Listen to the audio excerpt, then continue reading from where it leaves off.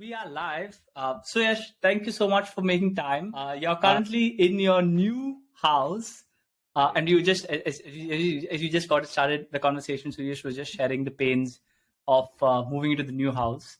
So apart from sort of figuring out finances, what has been, or what made you sort of decide to move to the new house?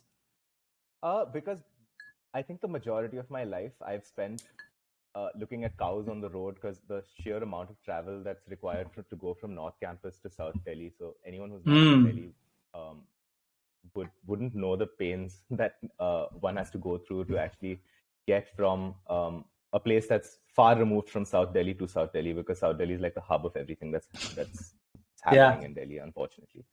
So for me, the majority of my work is actually here. And by here, you mean South Delhi? Yeah, so I actually stay in Chhatarpur now, which sounds not very like, happening South Delhi, but it's very hipster, yeah? At least the last I remember, Chhatarpur was getting quite hipster. Yeah, Chhatarpur is farmhouse central, but somehow I managed to find a nice little apartment. Well, not so little apartment. It's really lovely. I'm quite taken by the contrast, honestly, because like you step in here and it's like marble flooring and whitewashed walls and these big beautiful doors, and then you step outside and it's just construction and again cows, lots of cows.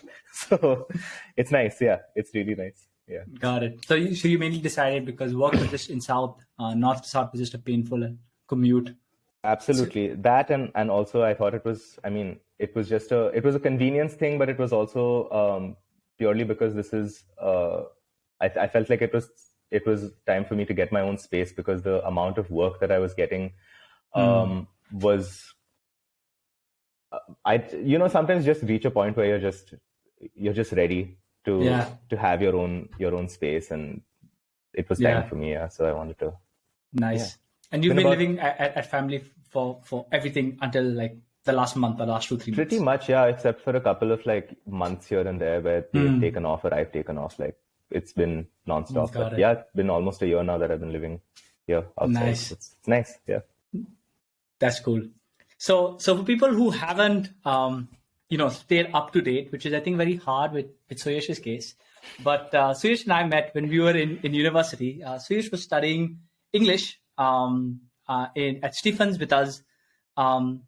Spent sort of his 3 years there, and I think right from there, Suyash was always like, we knew that he would eventually do something in music. I don't know if it was very clear to you at that point. It was like, I knew you used to drum and you used to practice, and like you could sometimes, I don't know if it was you or somebody else, you could just hear that, somebody's practicing the drums in the evening. Oh, that's Leon. That was Leon. Oh, that's Leon. Correct. Yeah, Leon was in our block, but I remember sometimes when we would cross and we were entering main gate at Stephens, you could hear, and you should stay in the Hindu campus, right? Yeah. When we were in college, correct. Yeah. So we're like, that's probably Leon that's probably Suyash rapping. But yeah, there were just 2 drummers in our time in college. I remember Leon and you doing the face-offs when we used to do this fest, and it was super cool. That guy's going to become a Marine, dude. Leon is a freaking Marine. He's a Marine, yes. Yeah, I'm not sure if you listened to the episode, but I did an episode with him in the last season. You should. He's in the US Army now. I want to. That's mad. And he's playing for the band over there and all. So cool, dude. So cool. Yeah. I love that he's still keeping it going, even though he's a ripped, like, lethal killer. He's still like. Well, I would say the same about you yourself. So we'll talk about that, how drummers eventually become quote unquote beasts, quite the literal sense. But yeah, it's super cool to see both of you guys are still sort of pursuing, music in very different sort of lights, right? Leon's now in the army. You're still, I think you're in and out of music, now back in music. But anyway, we were in college. You were studying English. You then left to do a postgrad in media. Spent some time in the world of media. We'll talk about a little bit about that. And then all this time you had one foot in music, one foot in media. Decided that, and I'm curious to know what that point was, but reached a tipping point where like, let's go all in. Did music professionally for about 6-7 years. And now sort of back to one foot in media, one foot in comms. And that's where Suyash is right now. He's still based in Delhi, now physically based in South Delhi. So yeah, in today's conversation, I think we'll just talk about his journey over the last 10 years, how he went through all of this, and maybe some lessons that he's learned along. So maybe a good place to start. And I ask most of my guests, we all went to college together. What was your most favorite memory from our time at Stephens? Oh my God. Honestly, I think the biggest, when I think of college, the first thing that comes to my mind are those lawns. Like, I don't know why, but everything else is just kind of a blur. But I remember spending a lot of meaningful time with many people, not just people who I'm still in touch with or people who I'm relatively close to now from college, but just everyone. Like, there were so many times that you would just go and sit when you had a free period and people would come and you'd have a wonderfully warm conversation with someone and engage on a different level, and you go your separate ways and then come back. So I fondly remember times outside the cafe, and I can't remember what the lawns were called anymore, but the ones outside, All Nut, that's the one, yeah. The one outside All Nut. Yeah. That's the one near the cafe. The one also outside All Nut was called SCR, I think. Yes, SCR lawns. Those are I love those lawns, dude. They were so nice. And even the walks towards Mook East and Mook West, I think, past the church. Yeah. Right. Just the campus was beautiful, and I think constantly running into people. And the little, like, there would be moments where I'd just be sitting there and someone would, like, Moses would bring a guitar, Ruben George would come with his guitar or some djembe or something, and everyone would just sit and make music and have a good time. And I just remember that our batch specifically, and I think our juniors also, were just always open.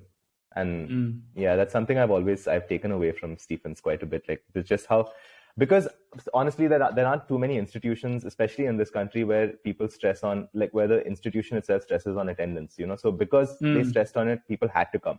And because people had to come, people had to interact. And I think that just made bonding with your batchmates a lot easier. But it didn't have to be, some agenda-driven bond. It was always like a very meaningful, very spur-of-the-moment conversation that would lead to something else, And I think that's definitely some of my fondest memories from Stephens. Yeah, similar. I think I've tried on a previous episode, I was like, if I had nothing to do, and that's probably the part of the day I look forward to the most, I would just go sit at the dabba tree and just wait. Because the anticipation that somebody would come along, you had no clue who, and then you would have some very, very interesting conversation, and you could just rinse and repeat every single day. Was probably like I would walk, I sometimes I would take a nap in the afternoon after class, get up at like 3 or 4, and I'm like, yes, let's go to the Dhaba tree. And I had no clue what my agenda was. I was like, it's going to be a fun evening for sure. Yeah, absolutely. And to the point where, like, you barely know someone, like, on a personal level, but you need to use the loo before class in one of the hostels. So you just call one of your friends, just like, guys, can you just come get me in or something? Yeah. You have to know the ones which had the nice loos. Mookies did have the nice loos for a long time. All Nut was the one. That was my go-to commode. Right.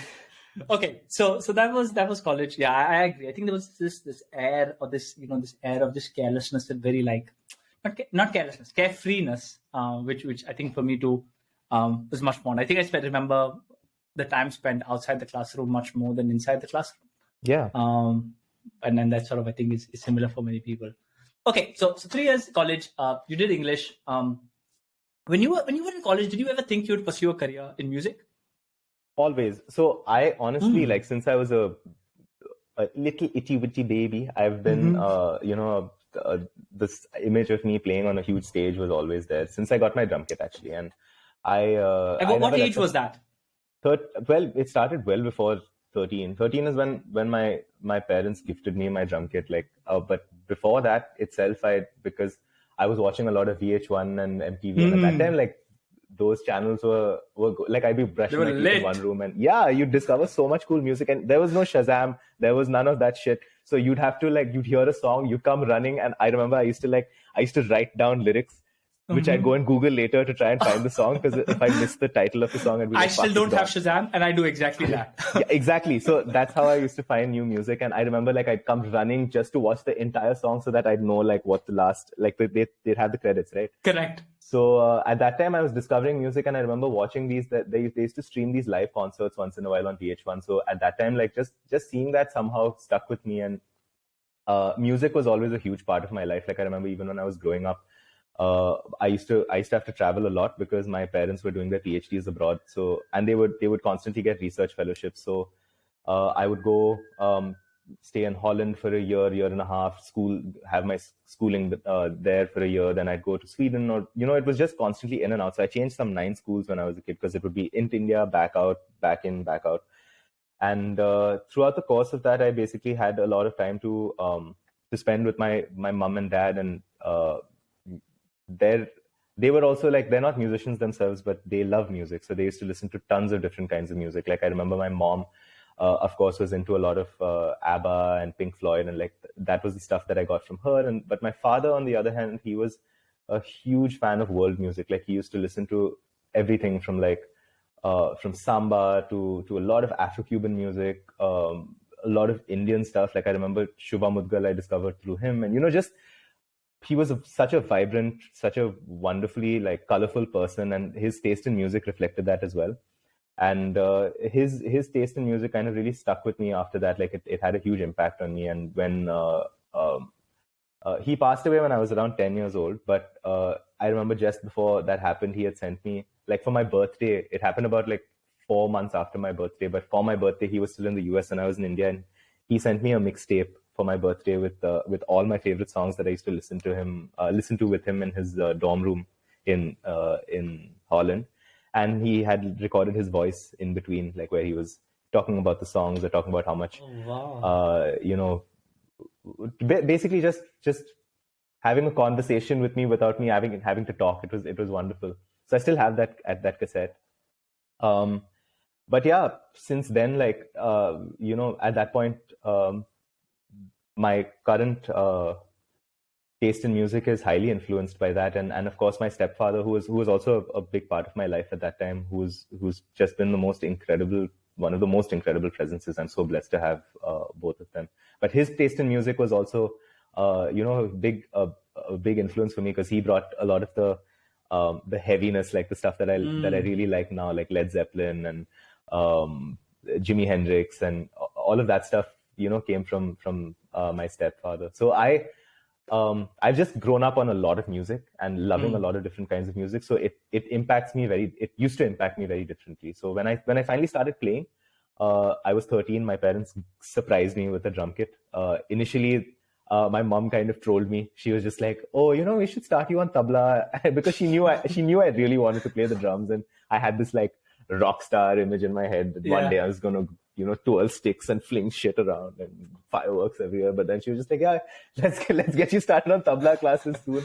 And I was like, "No, mama," like 13-year-old me was just, you're shattered. And then 3 days later on my birthday, there was a little structure in the corner with a sheet over it for my birthday at 12 o'clock. I had my first drum kit. So since then, dude, there was genuinely no turning back. There hasn't been a moment since I touched those sticks for the first time that I looked back and I thought, "Oh, I don't want to be the best that I possibly can be at this instrument." And it's been an insane journey since then, because I've done things I never thought I'd be able to do on that instrument, and with people I never thought I'd be able to do it with. And it's still going. And I think the most important thing I've taken away from it is that growth is slow, and it hurts, but the rewards that you reap, even if they're small, can make the biggest difference to how you feel about something and the steps you take further after that. So yeah. Nice. So always the plan from 13-year-old Suyash pulling the sheet off that drum kit. You always knew that eventually that was what you wanted to. 100%. 15 years later, there are fireworks going behind and you being on stage. Yeah, dude. And the wonderful thing is, like, that has propelled a completely like different, I never imagined, like, when I started when I was 13, not only being a professional drummer for, some of the most, like some people I looked up to who have gotten in touch with me, and I've had the good fortune of touring with them and playing with them, but also like along the way to have been able to pick up multiple instruments. Like I'm now writing my own album, which is huge. Like it's fucking nerve-wracking, because for me, like, this is, sorry, can I swear on this? I don't know. Of course you can swear, guys. This is a cool podcast, yeah. But like, yeah, for me, like, it's scary as hell, because I'm now writing and producing everything from scratch. Like I'm playing everything on it. I'm singing on it. And I never imagined as a kid that I would ever be able to do something like that. For me, it's uncharted territory, but I don't know, man. It's unreal. So when you talk about like going back 15 years and looking at something and then coming back here and thinking about it, it's ridiculous the kind of things that change along the way and the kind of decisions that you make can really change you as a person, but also lead you in a direction you never thought you'd go in. So it's awesome. And just makes you sort of super exciting on where you'll probably be like 10 years from now, right? Yeah, like, look at you, dude, sitting and doing podcasts. I never imagined. But actually, I was talking to somebody in the last one, just even that whole thing of sitting at that dhaba tree waiting for people to come and chat with me. I'm like, there was a strand somewhere there, and it sort of, become this. Okay, so we'll talk about music in a bit, but maybe I want to spend some time talking about your early days in media. You were sort of, and I just have one sort of specific question on this space. We won't spend too much time, but you spent some of your early years covering elections, doing journalism. Very recently, by recording this in December 2023, I'm curious to know your point of view or how you, and again, you might want to share, it's okay if you don't. NDTV got bought out. There's a lot of chatter in India about journalism and media in India just being like blah, blah, blah, blah. I saw one of your Q&A on your Instagram, and you're like, I'm allowed to have an opinion. I'm not going to be apolitical. So here's my opinion. So maybe off the cuff, is Indian media that bad, or do we just make it out to be worse than it actually is? So this is an interesting. So here's the deal. I think there are some media houses that mean well.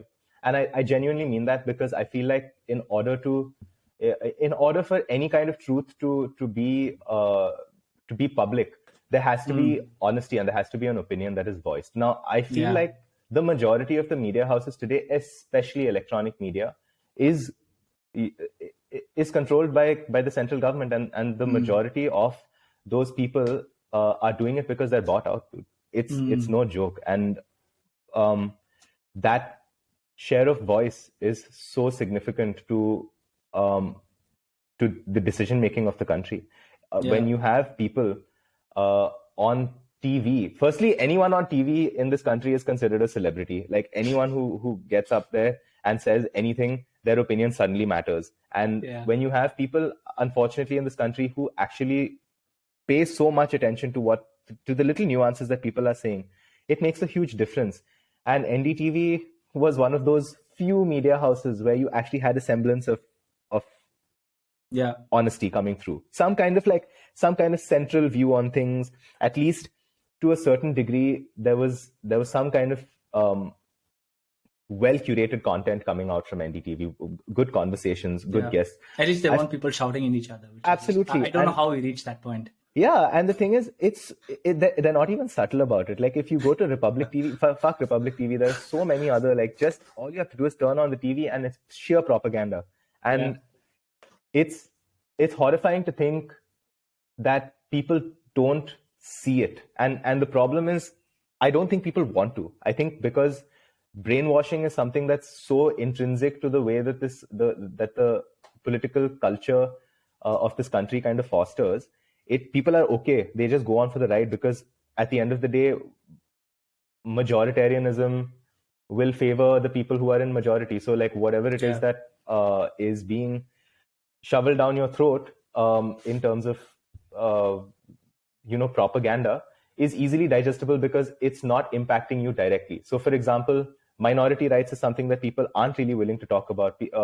Poverty is something people aren't willing to talk about because the majority of the votes that the central government is getting comes from the privileged, Yeah. And to them, it's just one whitewashed development, but it's so complex. And the problem is because, dude, when I covered the 2014 elections, I went for the rallies and I saw this man speak, and it's scary to think what someone with a little bit of like eloquence and charisma can do to an entire audience. And I've seen that as a musician. You see that, you can see, you see people hold the audience by their balls just by their presence on stage. That's what this man is. Narendra Modi is a great orator, and he has the ability to move masses, and he's done that for the last almost decade now. Yeah. And it's it's sad to think that, that's the state of affairs right now, that all you need to do is have, the gift of the gab to be able to swing an entire nation in your direction. And luckily now there seems to be, I don't know, like, let's hope, but there seems to be some semblance of change happening in certain places. So I'm not going to jinx it, touching all the wood I possibly can, including my own, but like, let's see what ends up happening. But that's where I stand with it. I think that, that you do have some independent media houses which are doing great work. But at the same time, I feel like the majority of them, especially the mainstream ones, have a long way to go. And I think it's just money, dude. It's money and agenda driven stuff. Like, people can be bought out very easily, and it's happening left, right, and center. Yeah, so true. And I think it's quite fascinating for a couple of reasons. I think the way I see it, because I've been out of India for like, a few years now. And while you sort of, an outside-in view is so positive, like, and it is, right? If you look at the globe, I think, like they say, the next decade or the next century is probably going to be like a lot. India is going to be a very, very big role. And you sort of see it when you sort of compare it to global. But, I've also spent time there, and I've seen the sort of problems you sort of have on every day. And I'm like, oh, there has to be a match. So for me personally, I'm very curious to know how people who are still, there and sort of are very closely engaged with these problems, what their point of view is. But I think even media, for sure, like, I think I stopped watching news maybe like 5-6 years now. And you see this happening in the US so blatantly. Again, this is in December, where if you've been following the entire FTX sort of fiasco, long story short, the mainstream media is talking a complete different story as compared to what people on Twitter are talking, wherein because there were like donations and things like that, basically nobody's calling out the guy. And major publications like New York Times will just, they're shitting on people who don't need to be shit upon, and they're not pulling people up who need to be pulled up. So I think we're at this stage, and even like podcasting, right? Like Substack or podcasts. And I see this in India so much, where are sort of emerging as this new form of media, wherein like basically stop listening to mainstream media. Like, this is total rubbish. Like, no, it's complete rubbish. 100%. And the messed up part is, it's what ends up happening is, when you have a certain opinion and you share it, and that opinion has you have influence through your opinion, the government is willing to punish you for it, and people don't actually retaliate. So, and whatever people do retaliate is small enough for them to be able to take advantage of that number. So, for example, even you, literally talking to me right now, if you were still here, or if you had a large enough audience to listen to you, you don't know who's listening to you anymore, and you don't know when they could come raid your house. Like, for me, it's been terrifying being the son of two vocal academicians, because the sheer number of people who have been picked up and thrown in prison just for saying what is on their mind, or for voicing an opinion that is contrary to what the government believes in, is ridiculous. You have people who are handicapped, like GN Sai Baba, for example, a man who is he's paralyzed, dude, and they've thrown him in jail. He's been in jail for the last 8, I want to say almost 6 to 8 years. I just lost track of time now, but they have some of the most draconian laws through which they arrest these people. And it's not just academicians, it's journalists, it's podcasters, it's people who have any kind of opinion to an audience, which has influence, and that's the state of affairs right now. So to speak about these things is always a risk, and I feel like it's a risk fewer and fewer people are willing to take. But that's how scary the government can be. They can really intimidate you to do things like that. And I've known people, and unfortunately have been on the side of things where that intimidation has it happens, dude. It happens left, right, and center. You may not hear about it all the time, but it's happening every day. Yeah, you'll probably never hear about it for sure. Yeah, 100%. Yeah, I think this is super I see it as a very interesting paradox of how these things exist. I feel in the long run, this is not optimal. Maybe sort of a necessary means to an end. But while I'm sort of very bullish on where we are and where we are going, I think these are sort of like little kinks in the armor, which need to get figured out at some point. Yeah, and It they're cannot huge go on like kinks, this. huge kinks, and I think that's definitely why the media is also the way it is right now, because anyone who does want to speak a truth or wants to have something meaningful to say, or contrary to whatever the central government is doing at any point, is held up, and then you don't know where they go, they just vanish, and then you're replaced by a pawn in the structure. So anyway. Let's hope that after this podcast, I don't get, shot in the face. Let's not. Well, we didn't say anything which was too bad, so I think it's okay. I think this much. Well, who knows? But that's a subjective thing, Ruben. It is a subjective thing. Oh my god. Okay. Anyway, so you spent some time in media. You got a front row seat to all of this. Yes. You mentioned that journalism, from my experiences, at least in early days, is not a very high-paying career. So I'm not surprised that you're already making more money on music on the side. What was the tipping point? At what point were you like, you know what, screw this media stuff, I'm just going to do music full time? The fucking money. It was the money, dude. Basically, at the end of the money. day, I mean, the money was basically one of the biggest reasons why I suddenly realized, what am I doing? I basically was always a huge fan of writing. I used to love writing. So journalism was a very natural kind of direction for me. It was either journalism or publishing or something like that. But at that time, as a confused kid, you're still trying to figure out what to do. And because society kind of programs you to have to get a stable job and, oh, mummy, papa kya kahenge? Oh, who will marry me? So like, at that time I was just thinking along those lines, and I was like, yeah, I should definitely, I definitely wanted to do a postgrad, because I feel like education is extreme. If you have the privilege to be educated, you should always do it, because it can open so many doors, regardless of what you decide to do with it or how you decide to move forward. If you have that degree and you have that experience of or just the ability to listen to someone else speak about something you don't know about is huge, So I feel like people who take that for granted are losing out, because if you can educate yourself and you know what you want to study, you should do it, because dude, it's opened so many doors for me. But anyway, I wanted to study, and I decided not to do an MA because I didn't think it was going to really do much for me at the time. So I did a postgrad in media studies and journalism, and they absorbed me immediately. So I was writing for the Indian Express, and they were offering me shit. Basically, I was getting paid 1 gig's worth of cash a month. Yeah, dude. So basically, I'll tell you. I'll give you figures also. I was getting paid at that time. So this is 2014. 20,000 rupees.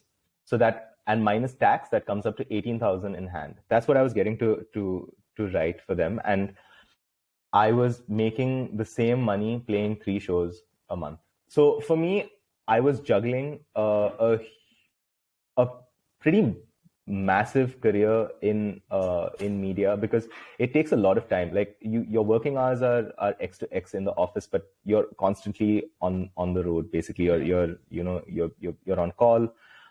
You have to file. Even if you're not in office, you have to think of what stories you want to pitch for the next meeting, with the team.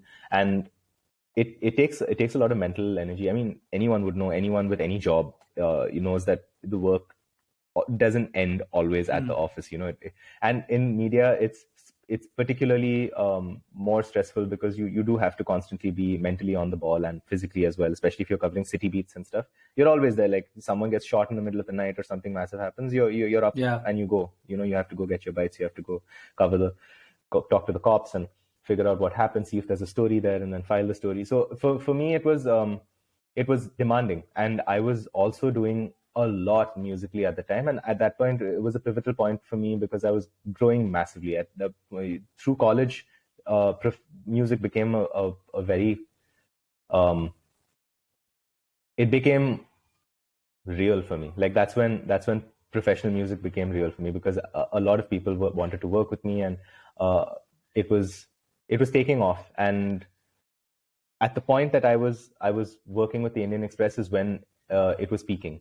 So I was always on call at work, and then always on call for rehearsals, for shows, and finding that balance was becoming insanely difficult. And can you describe to me what an average day would look like for you, wherein you were trying to dude, balance? I would get up in the morning and I would go to work and I would sit there and I would file my stories, and then I would have a meeting where I'd have to kind of go cover an event later on, but I would have a rehearsal scheduled at the same time. So I would have to rush to the event, talk to 5 people really quickly, take quick pictures, fuck off for rehearsal, go there, haphazardly like finish rehearsal, go back home, file the story, send it off, and then barely have any time to myself and pass out.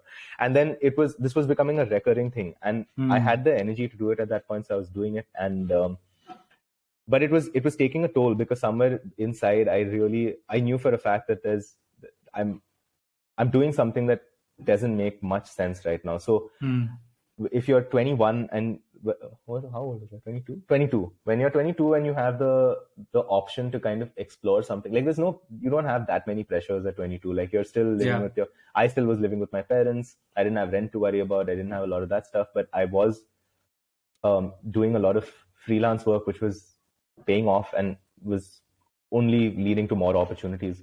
So I did the math. I figured it out. I was just like, I'm earning more from music than I am from the job. Not only am I earning more, but if I take X amount of time that I'm taking, that I'm putting into journalism, and I put it into music, then the growth could be even more, and I could be earning even more.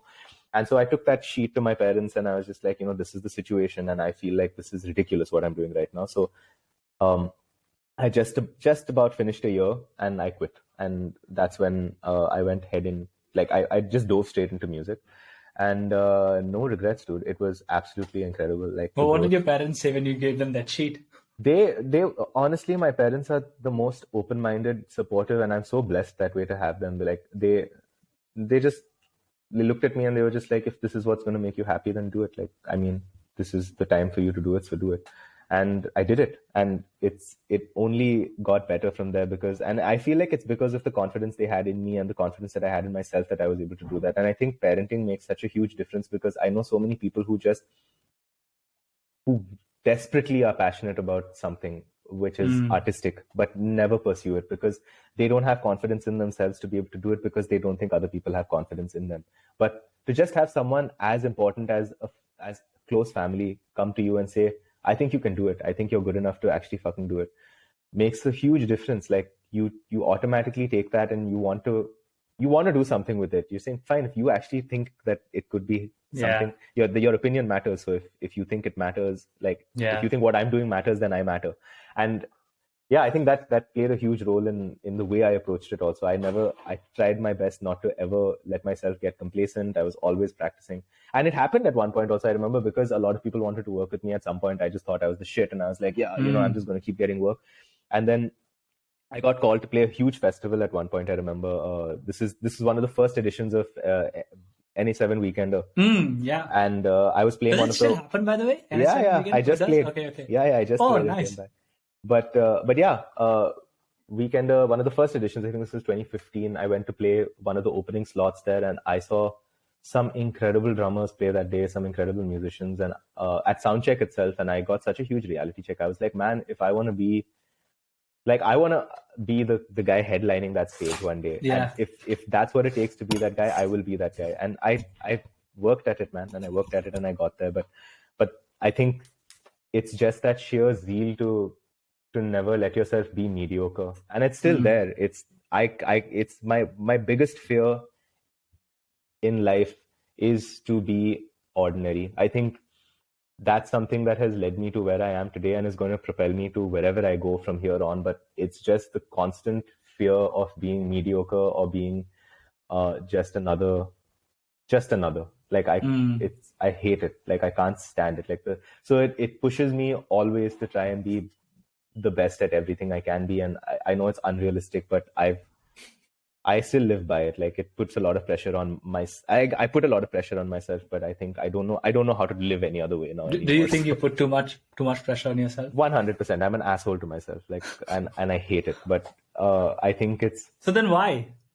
Because I feel like in order to kind of get to the point where you know that you've made a difference or that you're impacting someone, you have to go through that process of being a little otherworldly. Like I remember the people who have impacted me from a musical perspective, who have, or even, you know, honestly, anyone who's had a long-standing impact on my life has been like this.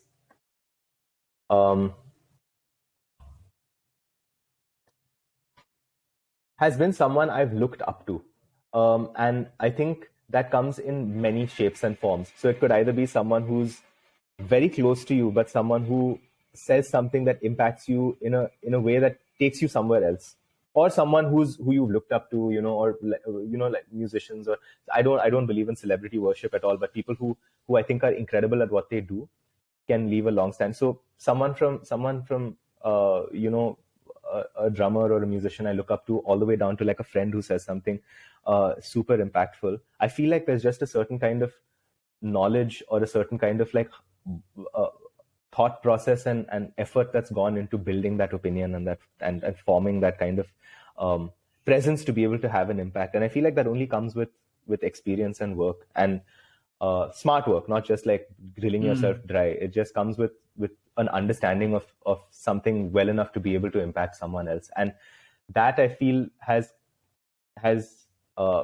always, I mean, that's something that's always made me want to be that person to other people. Like I've always wanted to be good enough at my craft that, you know, I can get off stage and I know that it's impacted someone else to want to get better, or impacted someone else to in any way, or even impacted them in a way which has made them want to go home and listen to something that I've made, like art that I put my effort into, and go back home and think, wow, that's phenomenal. Like I really love what I'm listening to right now, or I really love what I saw on stage.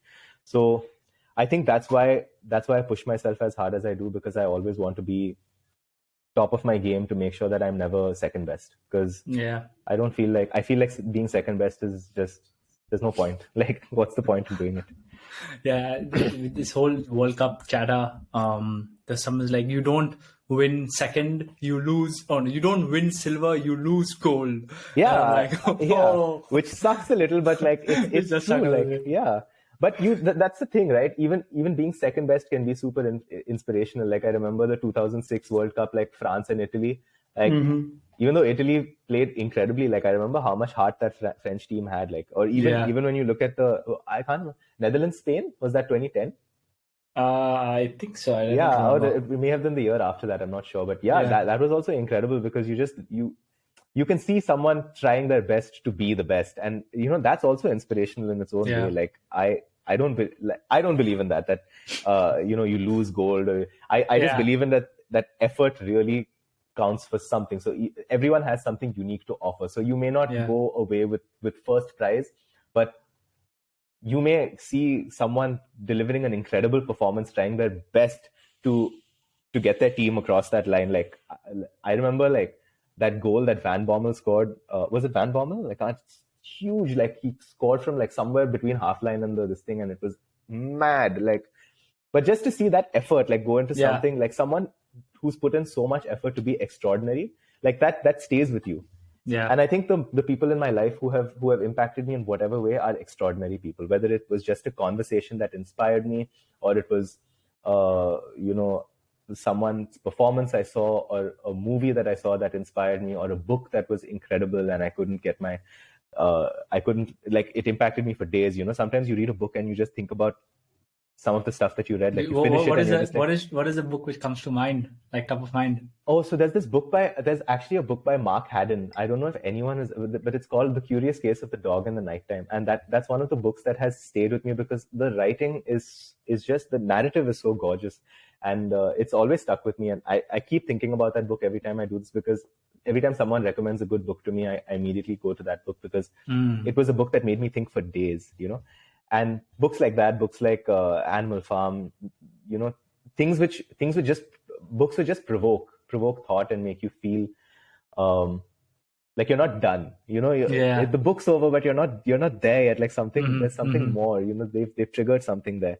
So those are things that really like inspire me, and I feel like everything that has had that impact has been from an extraordinary source. So that's what pushes me to try and be that. Yeah. So that's how you made the leap into the world of professional music. Been at it, and I would say, sort of, I think you, at least seeing whatever on Instagram, I think you do leave that mark on many, many, many people. Oh man. What's been like the most... So when you enter the world of sort of professional music, you have the expected, right? You go tour, you do gigs, you sign autographs, you have recording gigs. What are stuff that you have experienced that you did not expect when you entered the world? I love that into question. The world of professional music. Because there's a lot that goes along with it, which people don't see, that goes on behind the scenes, which is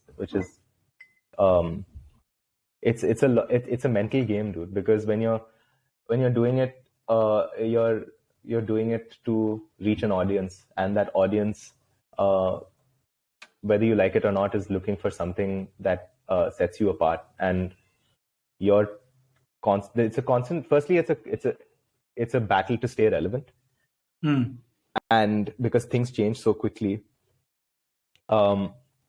it's like running a startup, dude. You have to be on the ball. You have to position yourself a certain way. You have to constantly keep building your brand, making sure that you have equity, making sure that people relate to you, and making sure that you're able to direct that towards sales. And like if it's not converting, then either you're doing something wrong or you're not relevant anymore. And the majority of the problems, I feel like, the majority of the problems within the music industry right now, especially the independent music industry, is just organization. It's just understanding the bare minimal level of marketing and commitment that has to go into something to be able to make it fruitful and to be able to scale up. And it's a lesson that's hard learned. And it's not just, and that's the thing, it's not just about that. It's also about being really good and being able to make, like I said, make an impact through whatever you're making. And that process is slow as fuck. And it takes a mental toll, because it's when you're in a phase where you're trying to grow and you're trying to be the best, you have time to practice, you have time to like be on the ball and keep leveling up. So you go on stage and then people see a humongous improvement from the last time, and because you're playing less, so you have more time to improve. But when you start playing more and you're on the road all the time, then you have less time to practice and you're on the road all the time. So you're focusing on the operational aspect of it. And that's when the mental game really starts, because you start feeling like shit because you come back home and you're just like, man, I'm playing the same recycled stuff over and over again. I don't feel like I'm growing. I don't have time to practice. I don't have time to rest, recover. None of it is actually like, what am I doing? Is it worth it? Is my music really reaching the right people? Fuck, today I played for like 10,000 people. Tomorrow I might take a gig where I'm playing for some, 30 people at a small venue. I don't even know, do I have enough money? Am I going to go now and play wedding shows? It's fucked up, dude. I remember Corona was a huge hit for the artistic community because none of us knew what the fuck was going to happen next. Luckily enough, I had a home studio which I had built over the years with a lot of love and effort and money. So I had a lot of production work coming my way, but I know so many artists who just languished, like they were going through severe mental health issues. None of them knew what they wanted to do next. Most of them got jobs. And they hate them. They hate it right now. But they have to do what you have to do to survive, and that's the unfortunate thing. Like it's hard, dude. It's a hard career to take, and it takes a lot of grit and a lot of drive to keep you going. And you need to be humble. You need to be really, really humble, because there's always a new kid on the block who has the time to practice and get better, and they're going to show you your place really fucking fast. So unless you're making time to get better while also juggling everything else, you're going to become irrelevant. So that's the spiel. Like that's where it really starts getting to you. You keep thinking about whether you're good enough. Are you doing the right thing? Is this going to sell? I think that's the biggest thing. I think when it comes down to it, when you finally created something that you put so much blood, sweat, and tears into, even if it's just a song, not just a whole album, but a song, you've got an artwork made for it. You've worked with some of the best producers, mix engineers, have the whole product ready, and then you're putting a part of yourself out there, and all you're thinking is, fuck, I don't know if people are actually going to listen to this. I don't know. And there's a huge system that goes behind that as well. You have to market that. There's PR that goes behind it. And it's a lot, dude. It's a lot. And that's why labels exist, because they take care of all of that for you. But if you're not signed to a label, you have to do it all yourself. And it's a mind game. It's a mind game for sure. So that's the ugly side of it. I feel like a lot of people take it to the point where they can, and then they break. And there are a lot of people who don't break and keep going, but then are riddled with mental health issues, or are financially not very well off, or turn to substance because the pressures are humongous, dude. You know, so it's like any other job. It's literally like any other job. If you're the way you would run your own business, or the way you would deal with a boss, or the way you would anything, client servicing, whatever it is you're talking about, like comes with a set of pressures, comes with you hating certain aspects of it, or learning to live with some aspects of it and loving other aspects of it. But it is that, like, a lot of people think doing art is just a bunch of like hippies like sitting and smoking joints and like strumming on a guitar somewhere and Hakuna Matata. It's not that at all, man. It's a business. You're running a fucking business, and if you don't know how to do it, you're gonna sink. Yeah. So what parts of the business do you currently enjoy the most? Maybe two of them, and what do you enjoy the least? The two aspects that I currently enjoy the most and least.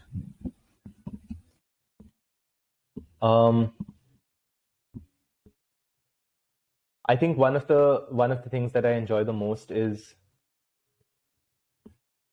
as basic as it sounds, being able to perform for people. I think the ability to be on stage and to impact someone indirectly through art that you've made. So it's like an extension of yourself, right? Like it's your personality coming through an instrument. And for someone to appreciate that is huge for me. It's like anyone who would even write, or like even on my writing, like when people like what I like what I put down on paper, or like poetry and stuff, like it makes me feel really nice, because it's doing something for someone. Like there's some emotion coming through, right? Like you've been able to provoke an emotion, or invoke an emotion. And I don't know what word to use there, but yeah, one of those vokes. I think that that's one of the aspects that really makes a difference. When I'm playing and I look down from stage and I see people loving what they're experiencing, like just delivering an experience to someone makes me really happy. And another aspect of it that I think I love is just the sheer work that goes into building yourself. I think it's not to compare at all, but because I've been on all sides of it now. I've been in the corporate world, I've been in the freelance world, I've done a lot of different shit basically, like, and I think sitting in the corporate world is always going to, at some point or the other, lead to a certain level of growth. Even if you get stuck, sitting doing a job for 5 years, there is going to be an appraisal at the end of the year. If you put in, even 40% of your efforts to it, someone or the other is going to be like, yeah, okay, fine, let's promote this guy. Then, you get sick of the organization you're in. You apply to another place. Somehow they get this thing, like, they think that you're good enough to come. They offer you a pay hike. They offer you a designation hike. You're going to end up rising through the ranks anyway. And at some point or the other, it becomes competitive enough for you to have to like actually pull up your socks. And, if you want to get to the like absolute top, that takes grit anywhere you go. But I feel like with the music industry, right off the bat, like absolutely right off the bat, there is no room for growth if you aren't exceptional. And, that's not the case in the corporate world. I feel like even if you're not exceptional, you can choose to grow to become exceptional at some point or the other. But if you choose to become a musician, then the only way you're going to turn heads is if someone is willing to like stop what they're doing and look and notice, So I think that's another aspect of my industry that I really respect. I think more than I think I respect it. I think I respect the sheer amount of competition that there is, and the will to keep going regardless, to make something new despite the sea of fucking things coming out. What do you like least? What do I like least? I think the thing I like least is, this is a tough one. I need to think.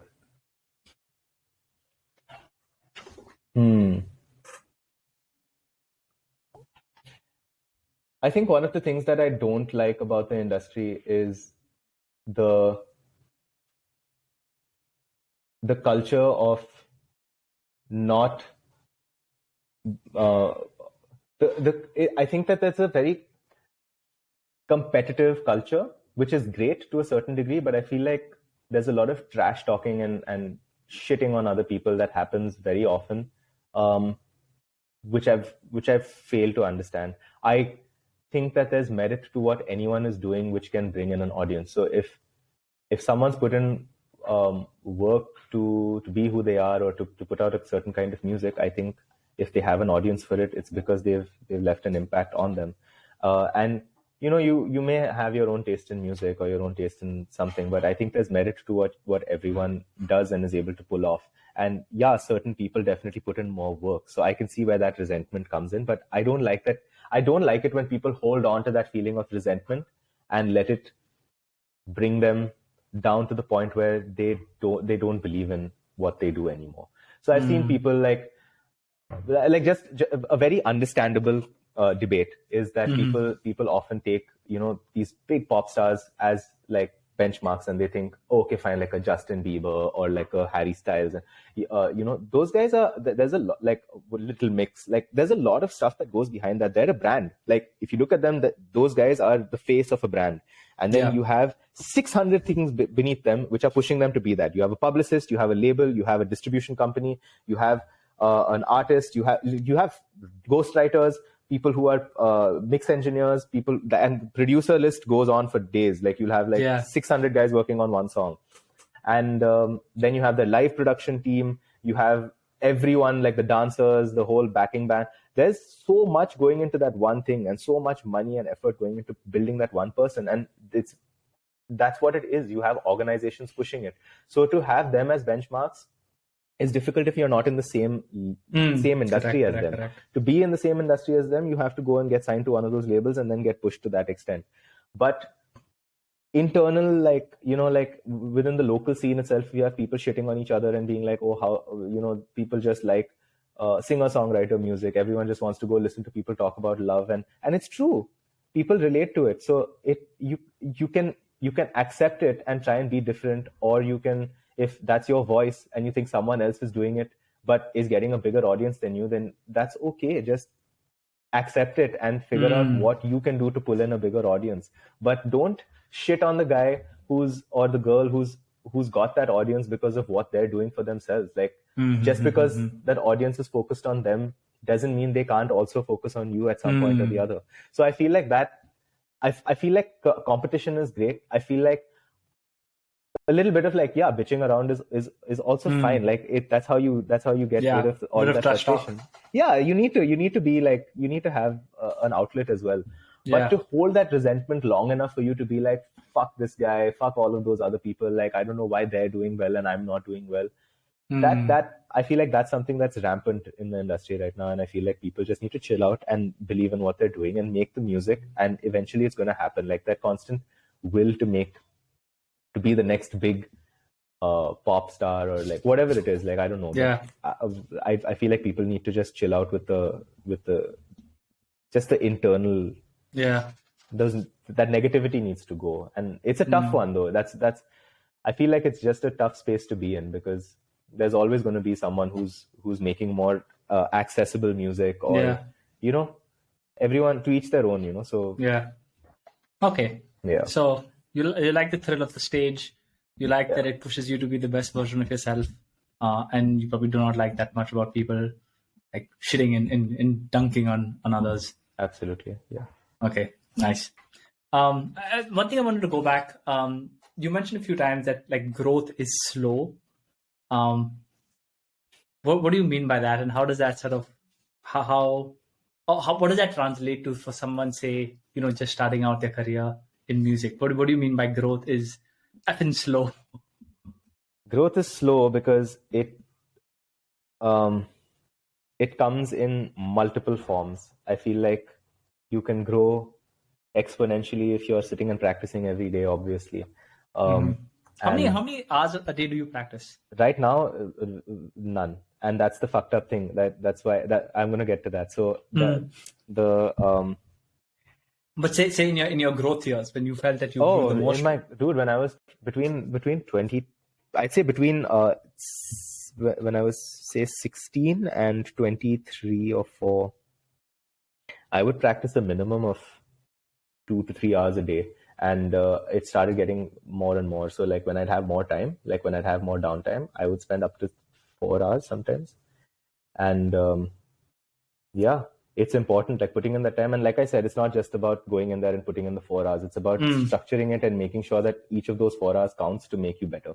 So that's really important. And that phase of my life was very important because I grew as a player, but as a, like the rest of it is also what matters, right? So experience in figuring out how to scale up your whatever bands. So whatever groups I was playing with, that's one aspect of it. Then there's your own personal brand. That this is what I bring to the table. As Suyash Gabriel, this is my fucking voice. This is what I have to offer. And this is why I'm important, an important addition to your project. And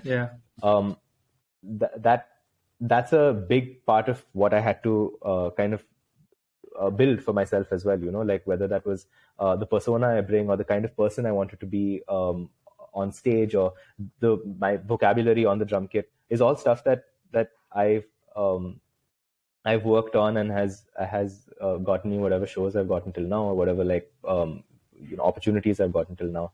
And by slow growth, what I mean is that somewhere along the line slows down. You can't always be good at everything at once. So you have to prioritize, compartmentalize, and figure out what it is that you want to focus on more and what it is you want to focus on less. So if I had a fuck ton of time to put in that effort to practice and get better at one point, now I don't have that at all. Now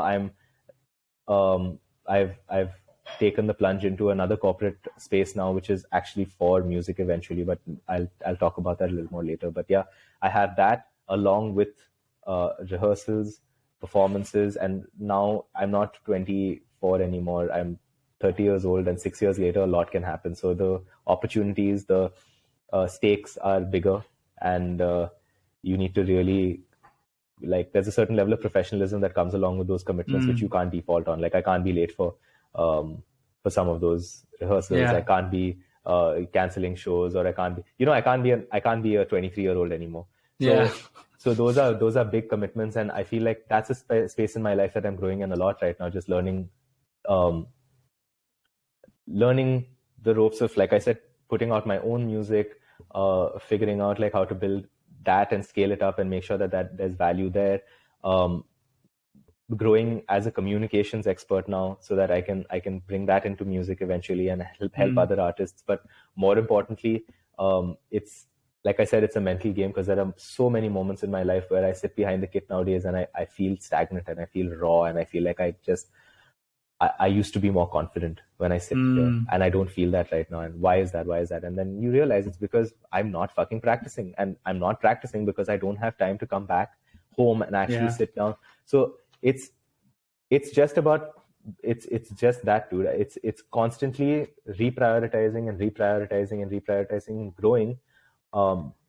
But there are multiple aspects of you that are growing, and it's like a fader, right? Like one thing grows here and the other one starts getting slower, or one thing grows here and another part gets slower. So one of the songs, constant balancing act. Constant. In fact, one of the songs I've written on my new album is a song about exactly this. It's about how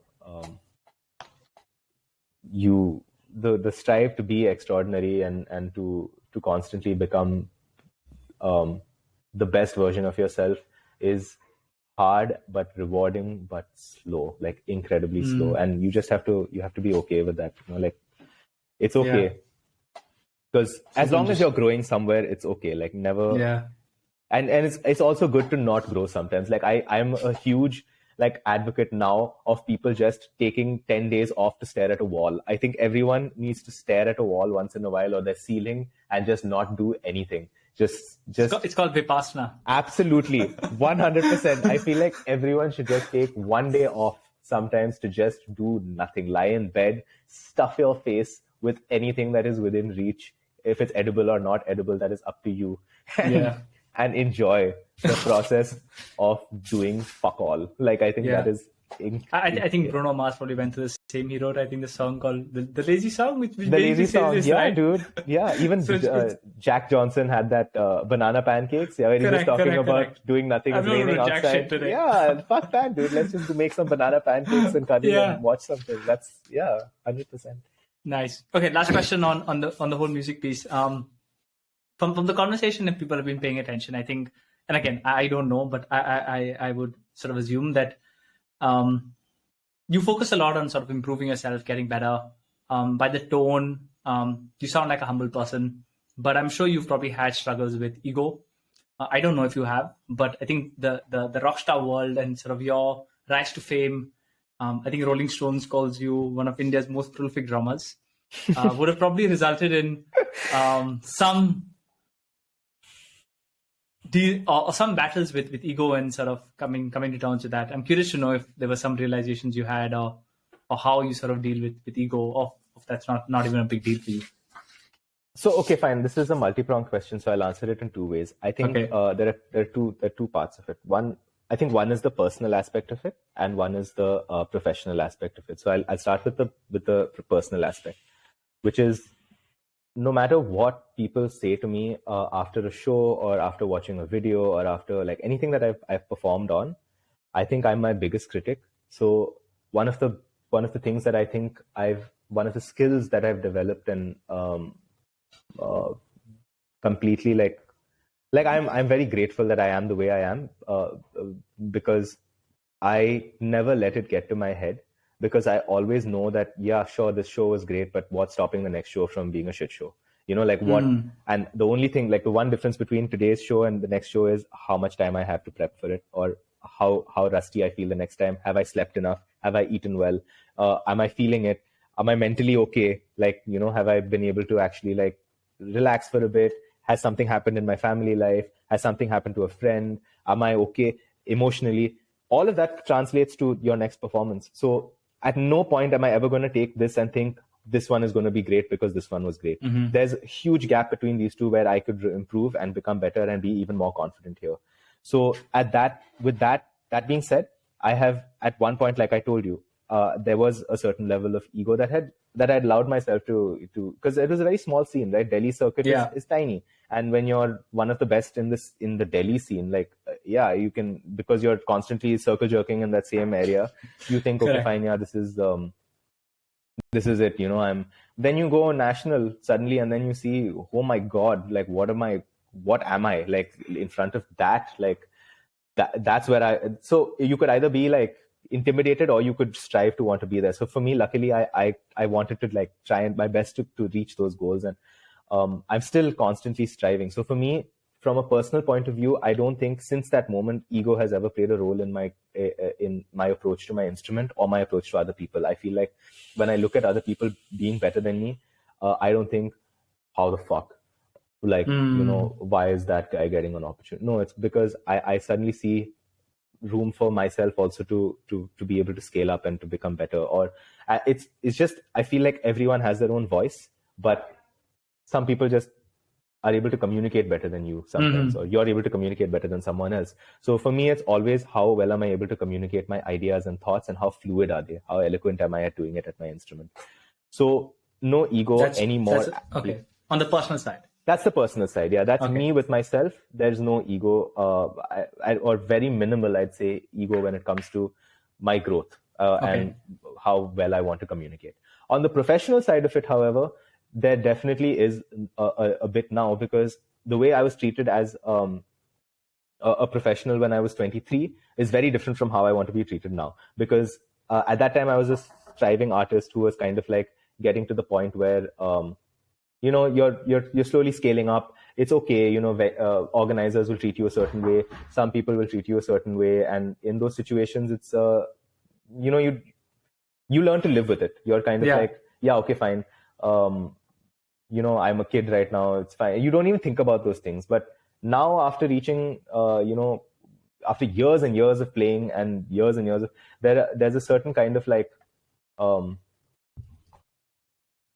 expectation that you have from yourself and from organizers or from people who are working with you. So I prefer to be treated with the same kind of respect that I am giving someone else. So when that respect is not given to me, I'm not going to work with that person, or I'm not going to take that opportunity forward.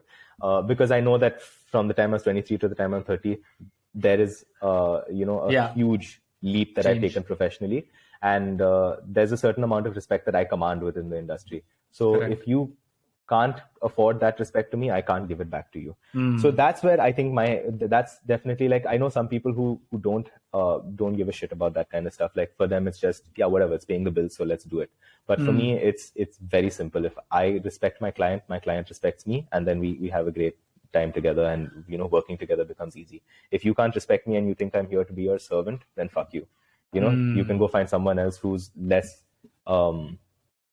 okay with being treated like an asshole. Like, you can go ahead. Like, I'm not going to say that I'm better or worse than that person, but I'm personally not going to work with anyone who can't afford basic levels of respect to anyone who they work with. So yeah, I'd say those are the two aspects. Interesting. Of it for me, Sounds about fair. Okay, I know we're almost we're actually at the hour already. So let's talk a little bit about what you're up to these days. You've decided after your 7-year stint of 100% music to put one foot back into comms and PR. Talk to me a little bit about what you're doing now and sort of where you see that eventually going. Because I know you mentioned that this is just a springboard for you to get back to do comms and for music. So what sort of resulted in you deciding that, hey, I really want to do comms? And why do you sort of see this as a springboard to what you want to do next? So basically, when COVID hit, I think a lot of us had a lot of time to reflect and figure out, like, reprioritize basically. And I think for me, I really took it seriously, because I knew for a fact that I never ever wanted to be, because, okay, fine. So basically, before COVID, everything was a whirlwind. Like, always on the road, always touring, coming back home, getting some time to rest, rehearsals, back again. So you don't have time to really think. But when I was sitting there at home doing whatever little work I had, like, I was still teaching, online, but there's a certain kind of like stagnancy that hit. Yeah. And everyone, I think, unanimously was in a zone where they were either thinking about what next, or I don't know. Like, I personally was just like, fuck, when this ends, I don't know what I'm going to be doing. So I had a moment to really sit and reprioritize and figure out what I want to do eventually, to make sure that I can live an independent, happy life, continue to pursue my passions, and not just passions, but to scale up my career in music as a professional musician. Yeah. But also have room for stability, because I feel like that's so important. Like, because we, as freelancers, there are times where things are great and there are times where things are shit, and you have to come to terms with that. So you either have to be okay with it and keep doing it, or you have to find a balance where you have something stable and you can also freelance. So for me, I think that was a very pivotal moment where I decided that it's more important for me to be able to scale up some form of stability for myself in the future. And it's because I want to be the person who can look back one day and say, yeah, I bought a car for my mom when she needed it, or, I helped my parents finance a house, or, stuff like that. Like, that's important to me. But at the same time, it's also important for me to be happy doing what I'm doing. And communications was something that was already going hand in hand with my music. I was already doing a lot of marketing work. I was already doing a lot of PR. I was always in it. Like, so I thought, why not study this professionally? Because I'm already good at it. I think I have what it takes to actually, like, get this down, and maybe it'll translate to music in a good way. So I studied it for a year. I did PR and advertising for a year, and then I got placed at this company, which is the biggest PR firm in South Asia right now. It's called Ad Factors. But honestly, like, it's not my cup of tea, because it's a very hardcore corporate industry, clients who are in frontier technologies. So some of the biggest tech clients are my clients. Basically, I'm servicing them, and I do media relations and stuff for them. But that stuff I want to take and translate to the music industry eventually, because I want to be able to help artists through those skills. Now, how and what form that takes, it depends on me and what direction I end up going in later. But I've set the foundation for myself to always be able to accept, to be accepted, I think, in a corporate framework, I'd say. Or not just corporate framework, but just in general also, to be able to be employable, I'd say. Correct. So what happened? Sorry, 1 second. No problem.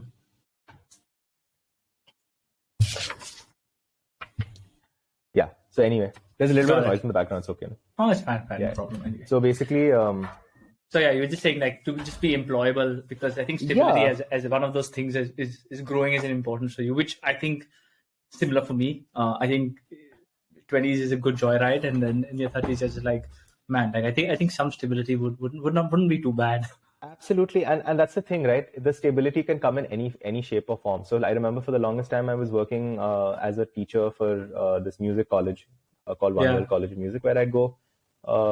I'd teach once a week, and I'd have a stable paycheck coming in. But as in, like, once you start realizing that may not be enough, you start wanting to scale up and become, correct, more skilled. And that's why I said, like, for me, I find my education has been a privilege, and I'm so blessed to have been able to do it, because now, with the amount of work experience that I have in so many different fields, I am an asset in some way or the other to any company that I join. Correct. So for me, I have, like, right now in my 30s, I'm a very active, very energetic guy. I don't know why. I don't know how I get it. It's something in the fucking water in Chhatarpur. But like, I'm able to... I don't think so. Like, if you follow Suyash on Instagram, and maybe I don't know if you have too much time left, but you started like working out like crazy. I do not remember this when you were in college. The only closest explanation I found somewhere on your Instagram was tight buns equal to tight drums. Yeah. And I'm going to assume that is the case. But like, why did you decide to, or like, was there anything, which is great. I think everybody needs to do that, because you don't want to be 40 and be like, oh, I have backache, I have like joint ache. But you've like taken it to the next level. Like, initially your Instagram was just drums on drums. Now it's like, beast mode, tight buns. No, so yeah, I think health has been like a huge thing in my life anyway for the longest time, and through college also, like, I kind of went through a little bit of a phase where I kind of wanted to get back to it, but it's just, you start when you're swept into the joyride of being on tour and doing whatever the fuck, eating whatever the fuck, or anytime, like sleeping whenever you want, you don't realize it's taking a toll on you because you're 23 and you're running around. Doesn't feel. You're like, but then you slowly start realizing that, oh my god, that one all-nighter that I used to be able to do sitting and binging a show ain't happening no more, man. Like, you wake up in the morning feeling like trash now. You can't drink the way you used to, things like that. Like, I started realizing that, and I think in 2019, that's the tipping point for me. At that point, I was just like, I don't know what the fuck I'm doing, but like, I don't feel good in my body. So at that time, I started doing MMA, because I had always had like a foundation in martial arts when I was a kid. Like, I did. I got my black belt in Taekwondo and whatnot, and like, that was great. But then I didn't do shit with it for years later, and I always wanted to get back to it. But I kind of broke my shin. I broke my ankle when I was a kid because of a tournament, and that just gave me this like thing where I was just like, oh, I don't think I should jump into martial arts again, because I'll be in a cast for 5 months and I can't play drums. But then I was like, fuck that, man. Like, you have one life, you might as well do the things you want to do. So I enrolled back into martial arts, and surely enough, like, predictably enough, I injured myself. But that was a pretty solid injury. Like, I tore my meniscus, which is like this, it's like this cushion, like, between your knees. So it's like an ACL tear, but a little less severe. But it took a toll, man. Like, and the worst part was I was scheduled for surgery. I was supposed to go get that surgery done, and the week of my surgery is when Corona spiked and lockdown happened. So all the major surgeries that they had were like all the minor surgeries. Like mine would be considered minor because it's a joint thing, so they don't have to do it. Like, it's not incapacitating me off the table. And that lockdown went on for 2 years. Yeah. So I had no surgery. I had an injury that I was riddled with, and I was locked at home, so I couldn't do anything. And at that point, I decided that whatever physical condition I'm in right now is not okay, and I have to be as physically fit as I possibly can be, regardless of what's going on. So with my meniscus tear and with my injury and whatnot, I started training at home, and I educated myself a lot. I read a lot. I watched tons of videos, and I slowly started working out with what I knew and scaling up the workouts, slowly making them more high impact, making them more like working on my technique. And yeah, before I knew it, like I was able to like, I could barely even like bend my knee beyond like, I'd say like 120 degrees. Like I would come to here and I would feel like a crack, but then I slowly started like working my way down, and I was able to do ass to grass squats within 7 months of that. Yeah, and it was a huge. So you never got surgery? I did, but I got it done. I got it done after lockdown, which was recent. So last year. Wow. And it's taken till now for it to get better because I had to do physiotherapy for a year. But and now I'm like it's been about 3 months now, but I'm back into martial arts now. So like back into MMA. But that's the thing, like for 2 years, 2.5 years almost, I just trained with the injury and I learned to live with it. And the coolest thing about it is I learned that you can overcome shit like this. Like some people just get hurt and are scared because they're just like, it'll get worse. But you can find ways to work around it. And my body found a way to work around my injury, and every other aspect of my body got strong enough to support that one thing. Yeah. So obviously I'm not saying, oh, if you fucking broken your leg, please go and do 500 pull-ups. Like that's not what I'm saying. But what I am saying is like, there's always a way to like figure out how to do something, how to make the best of what you have. So I did. And when I had to get the surgery, I got it done. But whatever I could do at that time, I did. And it's paid off, man. Like I feel I'm in the best shape. It has paid off. Go check out Suyash on Instagram and see how it paid off. No, I'm in the best shape of my life, and I feel like it's so important. Like you said, it's so important especially at this age to maintain 100%. That, because you can't. If you don't start now, I think it's like even 3, 4, 5 years later. I know a few friends. It gets exponentially harder every single year, and then I think the risk just gets exponentially higher every year. 100%. And I feel like there's no wrong time to start. Like people just think they look at they look at themselves and then they look at the goal and they're just like, fuck me.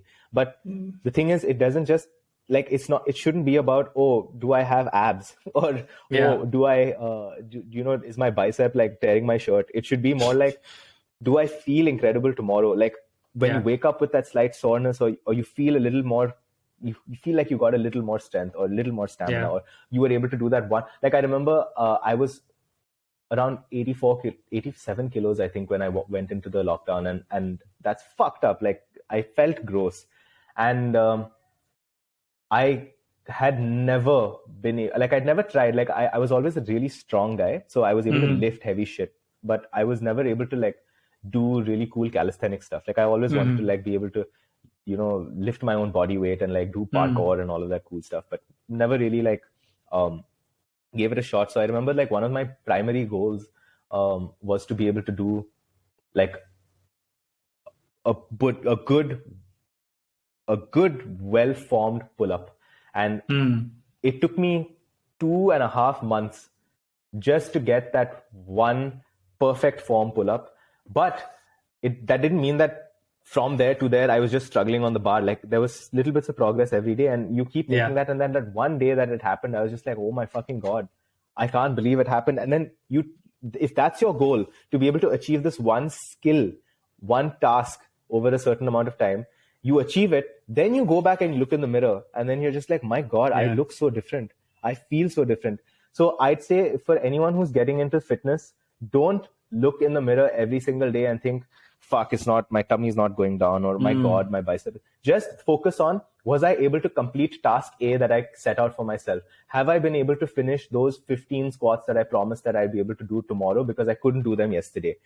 But by the time you're able to do those 15 squats, if that's your goal, you go back and you chart the progress you've made, and it's ridiculous. And it's not just about, that's the thing. People think, oh, if I just head to the gym, it's going to be great. Like I'm going to just, suddenly become ripped as fuck. It's not how it works. There's a lot of nutrition that goes behind it as well. If you're sitting and drinking all the time, or eating trash, or like having fruit, like these processed real Tropicana fruit juices or Coke and all, it's not going to happen. You have to like, there has to be a very, like the majority of the food that you put into your body has to be whole food, and it has to be something that's giving you like nutrition. Like you can't just eat trash and expect to become aesthetically fit.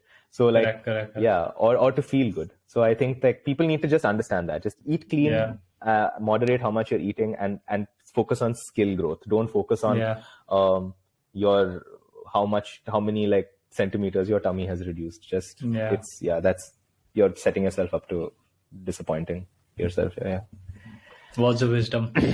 Okay, talking about advice. So yes, as you look back, this will be our last question to you. What advice would you have for 20-year-old Suyash? What are 2 pieces of advice you would have for 20-year-old Suyash? 2 pieces of advice for 20-year-old Suyash. So advice that would have made me do something different, or advice that would have kind of like just two pieces of advice. What you would, if you ran if I had met 20-year-old Suyash, what would I say to him? Focus on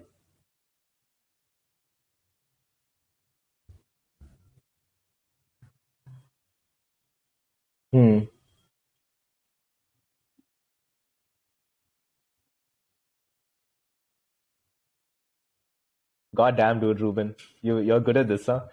There's a lot of experience that's gone behind curating these. You wanted to win to have something back. Hopefully, this is my last shot at it. No, I love it, dude. I'd say 2. Okay, so 2 pieces of advice I'd give myself as a kid would be treat it as a business. It's always a business. You're never like you are a business. Whatever you do is a business. Like you're always going to be. You should always treat everything as a brand if you want to be noticed. And the second piece of advice I'd give is the people who are close to you, like the people who are there and who see you through things in the most positive way possible. So I've had experiences with friends who ex-friends maybe who were there through tough times, but as people they were a negative influence in a lot of people's lives. So I'd say the people who bring positivity and who are just there are invaluable. So never take people for granted who facilitate time for you and who are willing to take out moments in their busy schedules to check up on you and see how you are or make time to come. Like you, like this is just whatever it is. At the end of the day, you made time to message me and to do this. And I think I just wanted to say this is such an incredible initiative. Like I remember there are some people from college who you kind of lose touch with. And I think with me, a lot of people who I was in college with, I've kind of lost touch with because, a lot of people go their separate ways and you kind of stay in touch with some people, you don't stay in touch with some people, but there are some people who you just, because social media facilitates it, you see the growth. And you're one of those guys where I never imagined that this would be something you'd be doing, but you're doing it so well. Like I after you messaged me, I went and checked out some of the episodes, and it's just so well curated, and like you have the research done, like, and I really hope this becomes something that you can do, like, on the biggest scale possible, because it's such a lovely initiative. The questions you ask are so provocative and like in a nice way. Like, so for me, this is so refreshing because it's not every day that you get to not only like do something like this with someone, but to do something with someone who you've spoken to meaningfully over like 8 years ago and like come back and have a conversation. It's lovely. Like, this is wonderful. I selfishly do it because I just enjoy it so much. And yeah, I think 100%. I think just like the stuff on making time. I think in the end of the day, like time, I think is the most precious resource all of us have, and anybody. And the only way, like, that's what you need to be investing in. That's what you should need to appreciate when people invest in you. Absolutely. Anyway. I think if I were to scale down that like answer to one thing, it would be don't take people for granted. I think that's that's one thing I would definitely tell myself. Yeah. Okay, as we wrap up, so yes, you get to ask me one question after all the questions I've asked you. So what question do you have for me? Interesting. Okay, let me think. I want to make it the showstopper. Okay, I'm going to ask you two because I'm going to take that liberty. The first one is going to be, and you don't have to answer this if you don't want to, but what is the most engaging conversation that you've had of late on this podcast? Like an engagement that stuck with you post the podcast to the point where you actually like thought about it or implemented something from it into your own life, or just had like a resonating impact on you.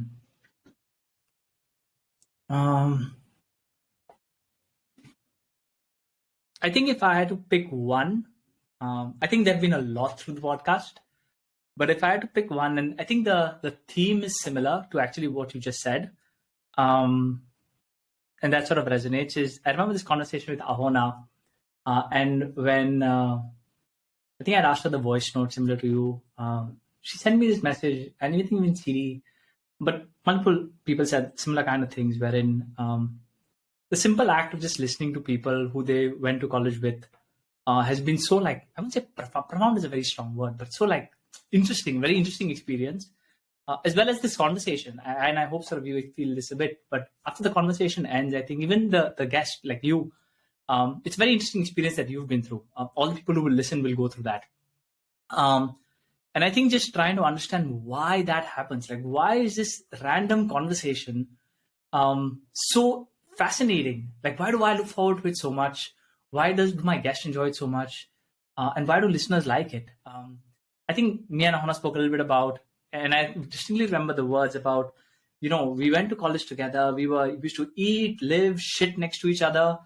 And yet all of us were living very separate lives, or like had different stuff going on when we were all in the same environment, right? And sort of, I think this podcast sort of uncovers some of those things. Sort of made me think a lot about like what this podcast is. The tagline is "Journeys about people over the last decade and the things they've learned along the way." But yeah, I think it left me thinking on like what am I don't know, not what I'm trying to achieve, but like what is this podcast? Like what is it, right? Is it just random conversations? Is it nostalgia to a bunch of people who graduated from Stephens in 2013? Is it about people who are doing such like interesting but different things in life? Is it Ruben just scratching his itch because he has no more friends anymore?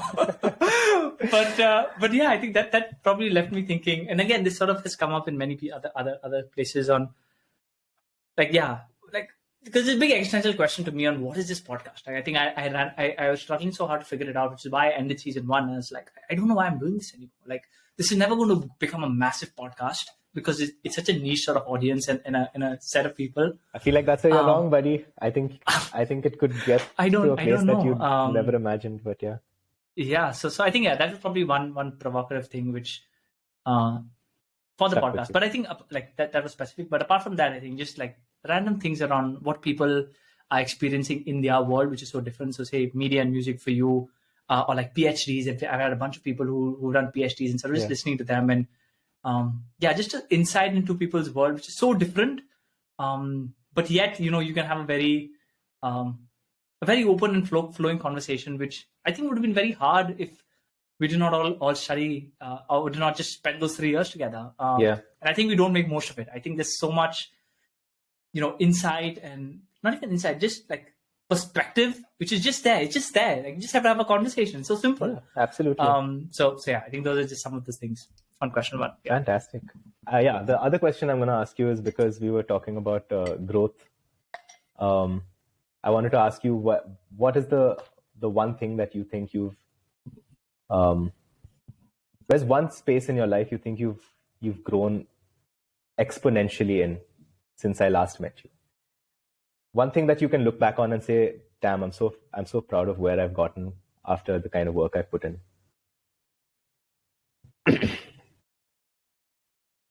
I think after college, the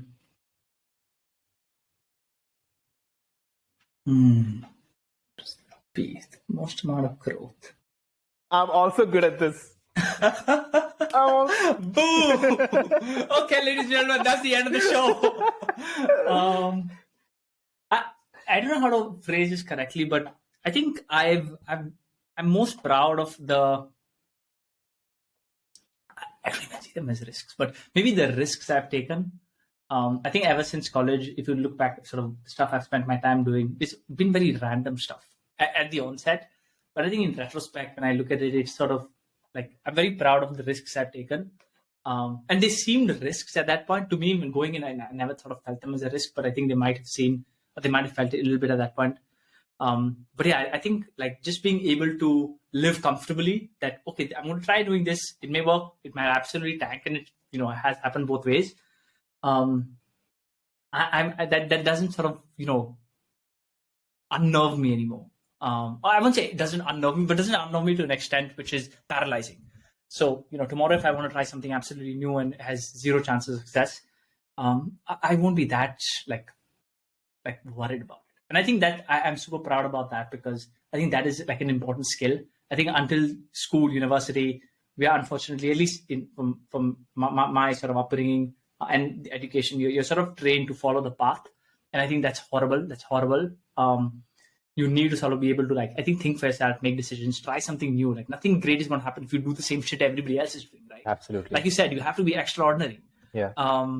And if you're not willing to take risks, you're not going to be that. So I think I've done significantly well at taking those risks. And at least I won't say those risks have panned out all well, but I think the ability for me to take those risks and be okay and not sort of be in paralyzing anxiety that this may not work out, I think has been an area of growth. For sure, and those risks are what lead to growth anyway. And you seem like the kind of person who, because you have such a solid head on your shoulders, those risks end up becoming more calculated ones, and then before you know it, more calculated. That is a good word, correct. More so it's awesome, dude. Yeah, 100%. I fully agree, 100%. Awesome. Cool. Wow. Oh my God. I'm now totally exhausted and ready for a fucking nap. But yeah, Suyash, thank you so much for making time. This has been an absolute blast. We've gone on for 90 minutes, 30 minutes more than we had planned. I'm so sorry, but I had a wonderful time. Yeah, absolutely. And thank you for making the time. No. If people need to keep up, how's the best way they can keep up with what you're up to, and where can they find you? Call me for a podcast. Call it for a podcast. No, just listen to this one. Yeah. Well, if you made it this far, good job. But yeah, whatever, man. Instagram is probably where I'm most active, but you can always reach out to me on, I don't know, LinkedIn now is something I'm kind of like fond of. So LinkedIn is also a great place. But yeah, Instagram and LinkedIn, I'd say, are the two places you can definitely, or email me. My name @gmail.com. It's not hard. If you can pronounce and spell my name, then congratulations. But yeah. Okay, nice. Cool. And if you want to find Suyash, just Google him. He plays, you still play gigs, right? Or of course, I just played one last night. I woke up this morning. I did see. Yeah. Some audio visual experience. Yes, yeah. I tried to find some stories. I couldn't find enough. But anyway. Okay, with that, we shall wrap this. Suyash, thanks again for making time. And I really, really appreciate it. Dude, thank you so much. I had a wonderful time. Genuinely.